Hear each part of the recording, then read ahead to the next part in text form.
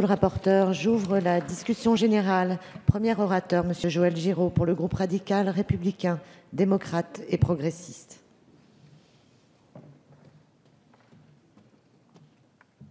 Je te reconnais.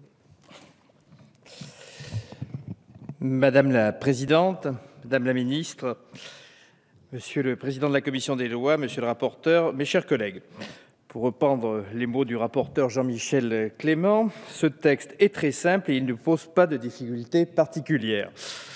Il s'inscrit en effet dans le mouvement de simplification de la vie des entreprises souhaité par le gouvernement et visant à renforcer leur compétitivité et libérer leur potentiel de croissance. Cette compétitivité peut également être renforcée par les enseignements provenant de nos voisins européens, qui n'ont pas les mêmes obligations dans leur législation nationale en matière de nombre minimum d'actionnaires pour la constitution de sociétés. Il est ainsi prévu de faciliter le recours à la création de sociétés anonymes et renforcer la compétitivité en Europe. Ce texte s'inscrit également dans le mouvement de développement économique et de création d'emplois souhaité et encouragé par le gouvernement pour développer l'activité des entreprises françaises. Ainsi, le texte que nous examinons aujourd'hui vise à ratifier l'ordonnance 2015-1127 du 10 septembre 2015 portant réduction du nombre d'actionnaires dans les sociétés anonymes non cotées. En effet, l'adoption de la loi du 20 décembre 2014 relative à la simplification de la vie des entreprises a habilité le gouvernement à prendre par ordonnance des mesures de simplification des règles applicables aux sociétés. Une de ces mesures a été l'ordonnance du 10 septembre 2015 portant réduction du nombre minimal d'actionnaires dans les sociétés anonymes non cotées, le ramenant de 7 à 2. L'objet de cette rédaction était d'éviter les problèmes liés à la nomination d'actionnaires de complaisance, source de lourdeur administrative et de difficultés de localisation des actionnaires en cas de dissolution des sociétés. Or, lors de l'examen de la loi relative à la simplification de la vie des entreprises, le Sénat a modifié avec pertinence et profit l'habilitation octroyée au gouvernement afin de préciser qu'il n'est pas possible de créer de sociétés anonymes unipersonnelles qui seraient alors dépourvues d'organes de direction, d'administration et de surveillance, qui font sa valeur et sa spécificité, d'autant qu'une autre forme de société existe, la société à responsabilité limitée, qui, elle, peut être unipersonnelle. En revanche, pour les sociétés anonymes cotées, c'est-à-dire celles qui émettent des actions et sont admises sur un marché réglementé, le nombre minimal d'actionnaires reste à 7, suite aux différentes précisions apportées par l'article 2 du texte en discussion. Le Sénat a également prévu que le seuil de 7 actionnaires s'appliquait également aux sociétés cotées sur un système multilatéral de négociation.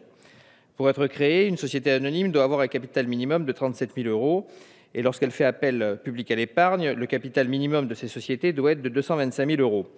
Cette structure permet donc de réunir d'importants capitaux. Or, le régime de la société anonyme présente des avantages en ce que les actionnaires ne sont pas responsables de l'ensemble ni solidaires des dettes de la société. Ils n'engagent en effet leur responsabilité sur les dettes qu'à due concurrence de leur apport. Ainsi, le patrimoine des associés de la société anonyme ne répond pas des dettes sociales. De plus, l'adhésion à la société anonyme se fait par voie de souscription et les dirigeants peuvent bénéficier du statut de salarié sur le plan fiscal et social plus protecteur. Pour autant, ce régime révèle quelques inconvénients.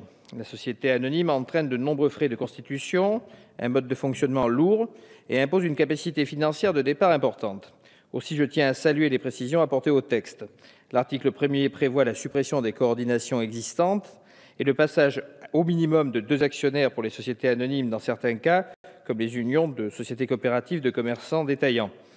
De même, des dérogations sont prévues, comme pour les sociétés européennes, avec un seul actionnaire pour les sociétés détenues par l'État. En effet, l'État pouvant être un actionnaire unique, l'article 1er du projet de loi prévoit de rétablir l'article 32 de l'ordonnance du 20 août 2014 relative à la gouvernance et aux opérations sur le capital des sociétés à participation publique. Pour les sociétés d'exercice libéral, à forme anonyme, la dérogation vise à rétablir un minimum de 2 actionnaires au lieu de 3 actuellement, afin d'aligner cette forme de société sur le droit commun.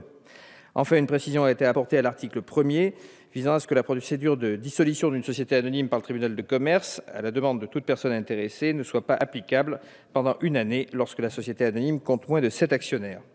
Pour finir, je tiens à préciser que cette réduction de 7 à 2 actionnaires pour les sociétés anonymes non cotées est une proposition contenue dans les 50 mesures de simplification proposées par le Conseil de simplification pour les entreprises du 14 avril 2014. Ces dispositions vont dans le bon sens. Ainsi que vous l'aurez compris, le groupe radical républicain démocrate et progressiste votera le texte que nous examinons aujourd'hui. Je vous remercie. Merci.